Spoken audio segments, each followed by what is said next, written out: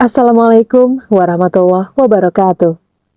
Selamat datang di channel Air Story. Kali ini kami akan membagikan kisah yang akan membuat kita berpikir sejuta kali jika akan melakukan perjanjian dengan iblis. Bagaimanakah kisah selengkapnya? Kita simak ceritanya berikut ini.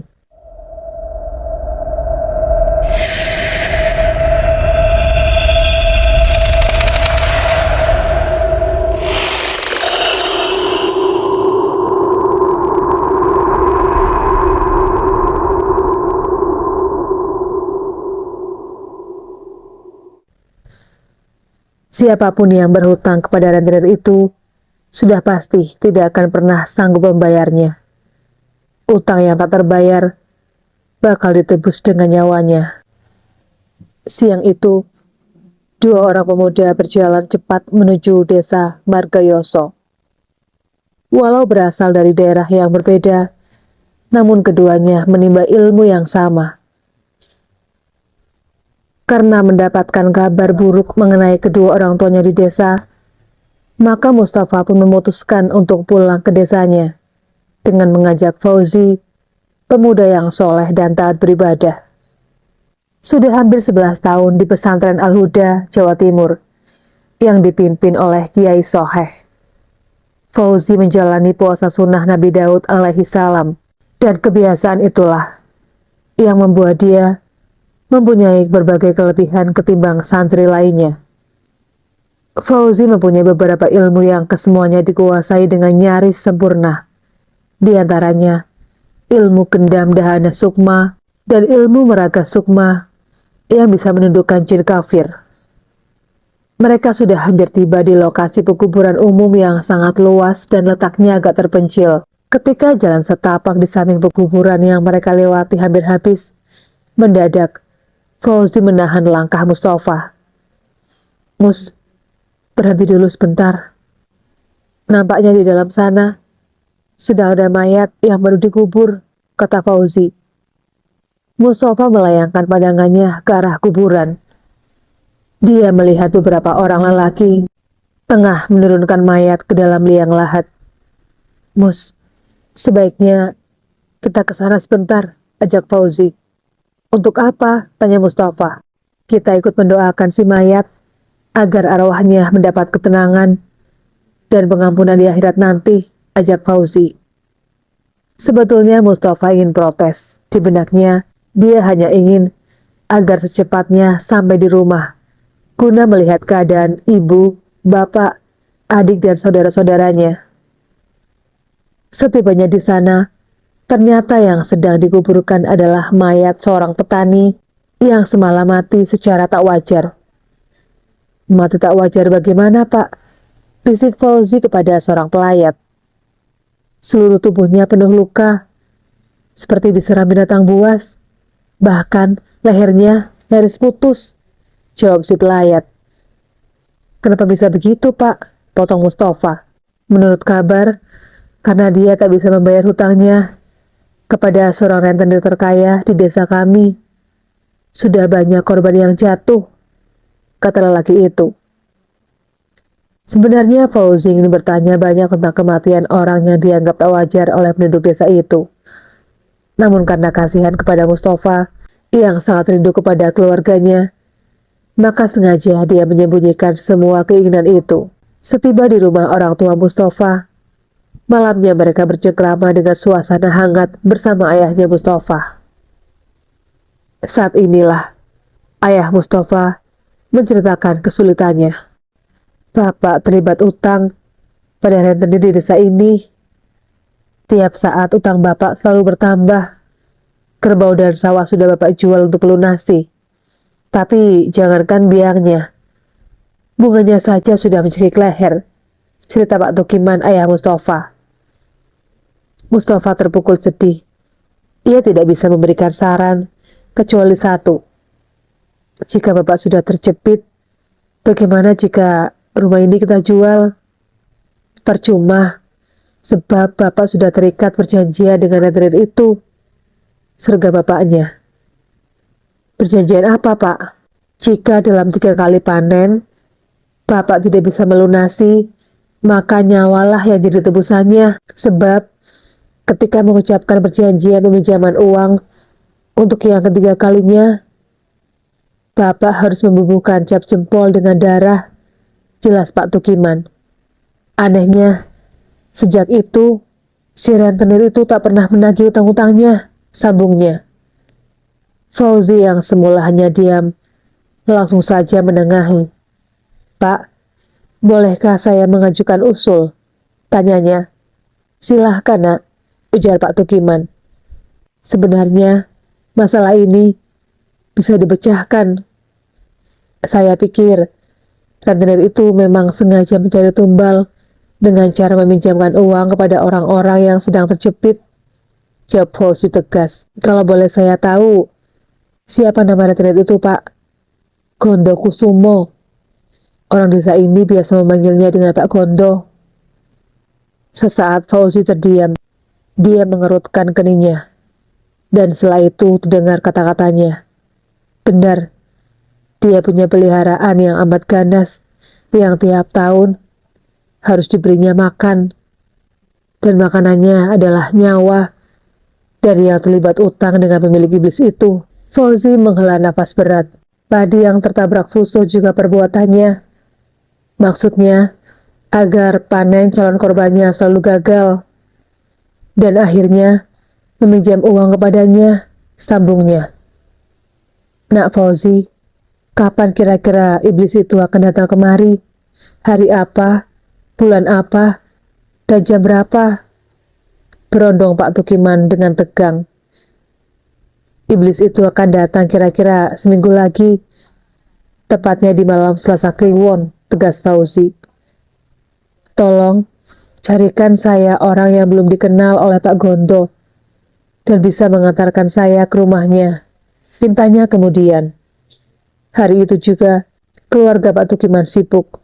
Semua anggota keluarga berusaha untuk memenuhi permintaan Fauzi yang telah berjanji akan menolongnya. Dan Mustafa sendiri berusaha untuk menenangkan hati bapaknya yang mulai dicekam rasa cemas dan takut. Bahkan seisi rumah nampak mulai ketakutan. Nak Fauzi, kalau boleh bapak tahu, untuk apa mau datang ke tempat tinggal rentenir itu? Tanya Pak Tukiman. Untuk meminjam uang sebelum iblis itu datang menagih utang sekaligus nyawa Pak Tukiman, jawab Fauzi. Meski masih ragu akan kemampuan Fauzi, namun Pak Tukiman tetap mencarikan orang yang akan mengantarkan Fauzi ke rumah rentenir itu. Dia adalah adik kandung Pak Tukiman yang baru datang dari Lampung dan untuk sementara tinggal di rumah adik Pak Tukiman yang lain di desa itu juga. Malam itu juga, di rumah Pak Tukiman berkumpul orang-orang yang akan melaksanakan perintah Fauzi. Dan esok siangnya, Fauzi pergi ke rumah Pak Gondo dengan diantar oleh Sukron. Siapakah kalian ini? Dan ada keperluan apa datang kemari? Tanya Pak Gondo pada kedua tamunya. Nama saya Fauzi, Pak, dan ini paman saya yang baru datang dari Lampung. Namanya Sukron. Baru 1 bulan kami tinggal di sini, dan kami datang kemari untuk keperluan penting, tutur Fauzi sopan. Perlu penting apa? Tanya Pak Gondo seraya mengerutkan kening. Saya dengar Pak Gondo suka menolong orang yang sedang dalam kesulitan. Jadi, bisakah saya meminta tolong kepada Bapak? Saya ingin mencoba berdagang di desa ini, Pak, tapi tidak punya modal. Bisakah Pak Gondo meminjamkan uang kepada saya? Dan jika usaha dagang saya maju, saya akan secepatnya mengembalikan, kata Fauzi. Apakah saudara punya agunan? Maksud Bapak, misalnya sawah, rumah, atau kerbau dan sapi? Maaf Pak, saya tidak punya apa-apa selain kepercayaan. Saya berani jamin, dalam tempo 10 hari ini, saya bisa mengembalikan uang pinjaman itu, kata Fauzi mantap. Kalau tidak, apa yang akan saudara lakukan? Tanya Pak Gondo. Nyawa sayalah sebagai taruhannya, tegas Fauzi. Kau berani membayar utang dengan taruhan nyawamu? Tanya Pak Gondo kaget. Iya. Fauzi mengangguk pasti. Pak Gondo terkesiap. Baru pertama kali ini dia menghadapi orang yang berani mati dengan cara yang mengerikan. Akhirnya Pak Gondo mengangguk dengan hati penuh tawa kemenangan. Berapa uang yang saudara Fauzi butuhkan? Tanya Pak Gondo terburu-buru. Dan Fauzi pun menyebut angka sebesar pinjaman ditambah dengan bunga yang menjadi beban Pak Tukiman. Anggap saja 25 juta. Sebesar itu, Pak Gondo agak kaget. Iya, pinjaman itu sesuai dengan jaminan nyawa saya, Pak, kata Fauzi. Baiklah, kapan saudara memerlukannya? Sekarang, Pak. Sekarang? Iya, sekarang. Baiklah, tunggu dulu. Saya ambilkan dulu. Pak Gondo pun masuk ke dalam kamarnya. Dan tak lama kemudian, dia sudah keluar dengan membawa tumpukan uang. Sebelum pulang, Fauzi diminta untuk membubuhkan tanda tangan di selembar kain putih dengan darahnya. Sekembalinya dari rumah Pak Gondo, Pak Tukiman dan keluarganya terheran-heran ketika Fauzi memerintahkan mereka untuk segera pergi dari desa sejauh-jauhnya. Kalau bisa, menyeberang ke pulau lain. Bawalah semua uang ini untuk bekal selama di sana.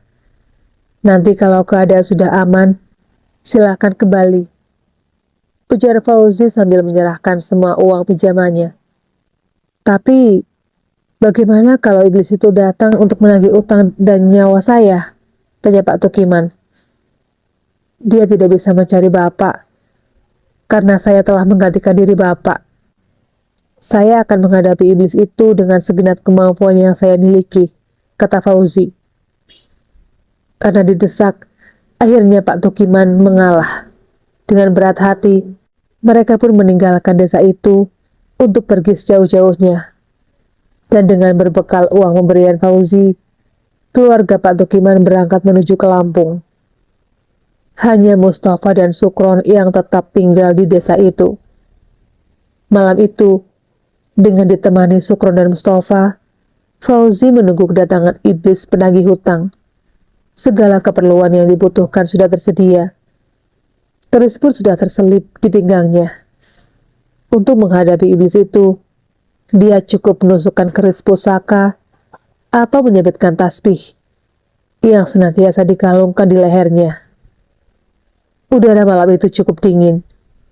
Tubuh Sukron dan Mustafa menggigil di samping Fauzi yang duduk bersila. Sukron bukan kedinginan karena udara dan angin kencang yang tiba-tiba saja merasuk ke dalam rumah, melainkan menggigil karena takut. Ketika malam semakin larut, Fauzi terus berkomat-kamit membaca doa. Entah berapa ribu bait doa-doa yang dia lafalkan. Tiba-tiba saja, telinganya menangkap suara langkah kaki yang sangat berat, berdebam-debam dan membuat atap rumah seakan hendak runtuh. Disusul gemerincingnya rantai yang terseret di tanah. Iblis itu datang. Fauzi pun bersiap-siap dengan menggenggam hulu keris dan untayan tasbih di pinggangnya. Dan tanpa diketahui dari mana munculnya, tiba-tiba iblis itu sudah berdiri di hadapannya. Nafasnya terdengar memburu, bak bunyi lokomotif tua. Sejak kemunculan iblis itu, Sukron langsung jatuh pingsan di dekat kaki Fauzi. Sementara Mustafa menggigil ketakutan di sudut ruangan. Kedua tangan raksasa yang sebesar batang pohon pisang itu terulur ke arah leher Fauzi. Dengan gerak refleks, Fauzi berdiri dan mengumandangkan takbir berkali-kali. Seiring dengan itu, keris yang terselip di pinggangnya dihunus dan langsung ditusukkan ke perut iblis itu berkali-kali. Untuk beberapa saat, Fauzi terlibat dalam pertarungan yang amat dahsyat. Beberapa kali tubuh Fauzi terbanting keras, tapi dengan gesitnya dia langsung melenting dan berdiri sambil menghujamkan kerisnya ke seluruh tubuh iblis raksasa itu. Bahkan beberapa kali sabetan tangan kirinya yang menggenggam tasbih berhasil mengenai tubuh si iblis. Tak lama kemudian, raksasa itu mengeluarkan suara pekikan yang amat keras, seolah bunyi petir yang bersaut-sautan. Kemudian dengan suara lolongan yang panjang dan menyayat hati, tubuh iblis itu terpental menjebol dinding rumah dan hancur berantakan. Fauzi mengusap wajahnya berkali-kali sambil mengucap hamdalah dan menyarungkan kerisnya. Mustafa dan Sukron baru terbangun pada keesokan harinya, dan keduanya mendapatkan tubuh Fauzi yang tengah tidur lelap di atas ranjang Pak Tukiman. Pagi itu seluruh penduduk desa geger. Pasalnya, rentenir yang bernama Gondo Kusumo mati mendadak di rumahnya. Bahkan menurut keterangan seorang penduduk yang siang itu ikut melayat ketika diketemukan oleh istrinya dan anak-anaknya, tubuh Pak Gondo dalam keadaan hangus terbakar. Jerit tangis pilu pun terdengar di sekitar rumahnya. Namun, tak ada seorang pun yang berani mendatangi rumah itu. Bahkan hanya beberapa orang saja yang mengantar jenazah almarhum Gondo Kusumo ke pemakaman. Dengan kematian rentenir itu, kini kehidupan di desa itu pun kembali tenang dan damai. Pak Tukiman dan keluarganya akhirnya kembali ke rumahnya. Semenjak kejadian itu, mereka menjadi hamba-hamba Allah yang taat beribadah. Demikianlah kisah seorang rentenir yang mati mengenaskan akibat perjanjiannya dengan iblis. Buat kalian yang suka dengan channel ini, jangan lupa untuk menekan tombol subscribe-nya supaya channel ini semakin berkembang. Sekian dulu video kali ini, jumpa lagi di video berikutnya. Assalamualaikum warahmatullahi wabarakatuh.